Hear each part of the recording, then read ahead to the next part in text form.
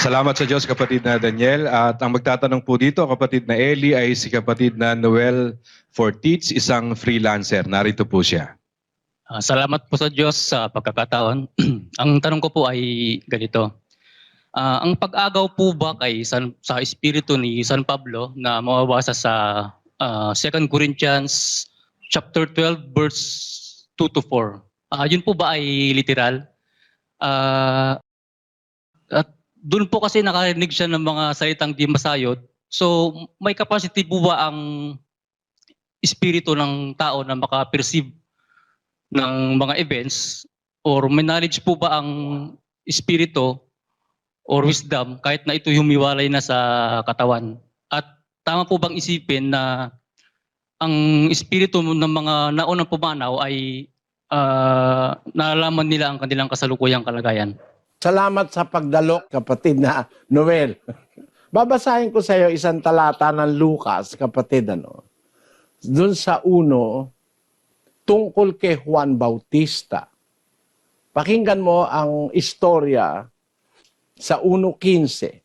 Sapagkat siya'y magiging dakila sa paningin ng Panginoon, at siya'y hindi iinom ng alak ni matapang na inumin, at siya'y mapupuspos ng Espiritu Santo mula pa sa tiyan ng kanyang ina. Sa 17. At siya'y lalakad sa unahan ng kanyang mukha na may espiritu at kapangyarihan ni Elias, upang papagbaliking loob ang mga puso ng mga ama sa mga anak, at ang mga suwail ay magsilakad sa karunungan ng mga matuwid, upang ipaglaan ng Panginoon ng isang bayang nahahanda. Basahin mo, kapatid, sa kasama ko, Basahin mo, sabay tayo.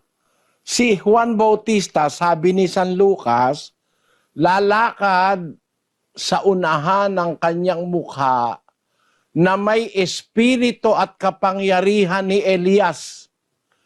Kaya nung mangaral si Juan Bautista, sinamahan siya ng espiritu ni Elias. Kung yung espiritu walang malay, ba't naman ako papasama sa walang malay? Baka maligo kami pareho. Kapatid na Noel, wag ka magagalit, ha? Yung espiritu, mas maraming alam yon kaysa sa literal o sa material, sa laman. Kagaya ng mga anghel ng Diyos, espiritu lahat yan Sila'y mga espiritong sinusugo ng Diyos, ayon dun sa 1:14 ng Ebreo. Basahin natin muna, kapatid na Daniel. Hindi baga silang lahat ay mga espiritong tagapaglingkod na mga sinugo upang magsipaglingkod sa kapakinabangan ng mga gmamana ng kaligtasan? Yung mga anghel, mga espiritong tagapaglingkod yan. May mala yan. Wala namang katawang lupa yung mga anghel na yan. Pero alam nilang nangyayari sa lupa. Basahin natin sa 2 Samuel 14:20. Upang baguhin ang anyo ng bagay ay ginawa ng iyong lingkod na si Joab ang bagay na ito, at ang aking Panginoon ay pantas ayon sa karunungan ng anghel ng Diyos na makaalam ng lahat ng mga bagay na nasa lupa. Anghel ng Diyos, nakakaalam ng lahat ng bagay na nasa lupa, sabi ng Biblia. Yung anghel, espiritu yun Kaya ang espiritu, kapatid, mas nakakaalam yan ng maraming bagay kasi may nakikita yan na hindi natin nakikitang literal o material na tao. Ngayon, ang punto mo, nung bang si Pablo ay agawin hanggang sa paraiso, sa 3 langit, sabi mo, yun ba'y literal? Siyempre, hindi literal yun, kapatid. Ang inagaw yung kanyang espiritu. Meron siya kasing ipinapakilalang espiritu roon, sa kanyang salita. Yun ang inagaw. Kasi yung kanyang pagkatao, yung kanyang katawang tao, nandito sa lupa. 3 araw siyang bulag, alin yung inagaw? Basahin natin yung 12:2, kapatid na Daniel. Nakikilala ko ang isang tao kay Kristo na mayroon ng 14 na taon, maging sa katawan ay 1 ko, o maging sa labas ng katawan ay 1 ko. Diyos ang nakaalam. na inagaw hanggang sa ikatlong langit. At nakikilala ko ang taong iyan, maging sa katawan o sa labas ng katawan aywan ko, Diyos ang nakaalam, na kung paanong siya'y inagaw sa paraiso at nakarinig ng mga salitang di masayod na hindi nararapat salitain ng tao. Maliwanag kapatid, kapatid na Noel, parang kagandahang loob ko sa'yo na kasi mahirap sagutin itong tanong basta-basta ng lahat ng pastor eh. Pero meron ako ibibigay sa'yo na emphasis.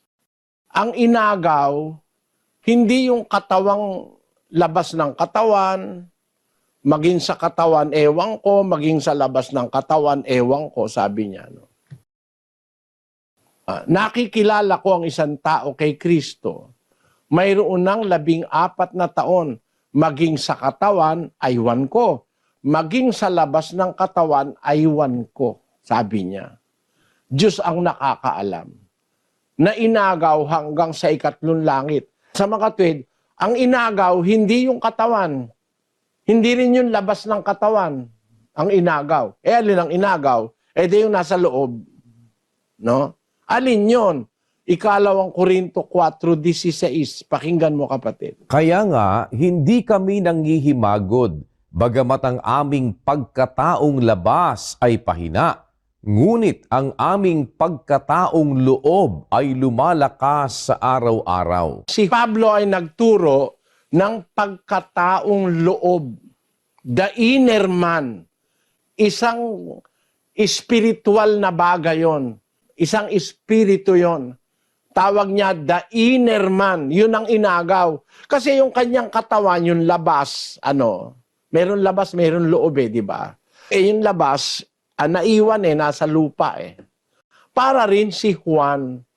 Nung si Juan ay agawin, papunta sa langit, ay inagaw sa kanya yung espiritu. Basahin natin ang 1:9 ng Apokalipsis. Akong si Juan na inyong kapatid at inyong karamay sa kapighatian at sa kaharian at sa pagtitiis na kay Jesus ay nasa sa pulo na tinatawag na Patmos dahil sa salita ng Diyos at sa patutuo ni Jesus. Ako'y nasa espiritu ng araw ng Panginoon at narinig ko sa aking likuran ang dakilang tinig na tulad sa isang pakakak na nagsasabi, ang iyong nakikita ay isulat mo sa isang aklat at iyong ipadala sa 7 iglesia sa Efeso at sa Smyrna at sa Pergamo at sa Tiatira at sa Sardis at sa Philadelphia at sa Laodicea. Yon. Sabi ni San Juan, ako ang wika'y nasa espiritu sa araw ng Panginoon. Yung kanyang katawan na literal, material, nandun siya sa pulo ng Patmos. Pero, dun sa araw ng Panginoon, yung araw na hinaharap, ako ika'y nasa espiritu ng araw ng Panginoon. Inagaw yung kanyang espiritu. Kasi, doon sa 4, versikulo 1, ganito nakasulat. Pagkatapos ng mga bagay na ito ay tumingin ako at narito ang isang pintong bukas sa langit at ang unang tinig na aking narinig na gaya ng sa pakakak na nakikipag-usap sa akin ay sa isang nagsasabi, umakyat ka rito at ipakikita ko sa iyo ang mga bagay na dapat mangyari sa haharapin. Pagdakay napasa espiritu ako at narito may isang luklukang nalalagay sa langit at sa ibabaw ng luklukan ay may isang nakaupo. Nung siya ay papagpakitaan ng mangyayari sa hinaharap, nakita niya bukas ang langit at nakarinig siya ng tinig, umakyat ka rito, sabi nung tinig sa kanya. Umakyat ka rito. Pagdaka ang wika'y napasa espiritu ako. So, ang pag-akyat, hindi yung laman ang iniakyat niya, hindi yung katawan. Yung espiritu ang umakyat. Kasi tayong mga tao kapatid, mayroon tayong espiritu. Ang tawag sa Biblia, espiritu ng tao. 2:11 ng unang Korinto. Sapagkat sino sa mga tao ang nakakakilala ng mga bagay ng tao, kundi ang espiritu ng tao na nasa kanya. Kaya yung espiritu, nakakakilala yon, may kaalaman yon, kapatid. No? Sino ika sa mga tao nakakakilala ng mga bagay ng tao, kundi ang espiritu ng tao na nasa kanya. Bawat isa sa atin, meron tayong espiritu. Yung espiritu na yun, tinatawag espiritu ng tao, may kamalayan yon. Alam nun ang nangyayari, kapatid, gaya nung tanong mo, no? Sabi mo kanina, may capacity po ba ang espiritu makapag-perceive ng events? O taglay ba rin ng espiritu ang knowledge and wisdom? Meron, kapatid. Nasagot ba nun yung tanong mo, kapatid na Noel? Po, Brother Eli. Maraming salamat po. Salamat din, salamat sa Panginoon. Kapatid na Daniel.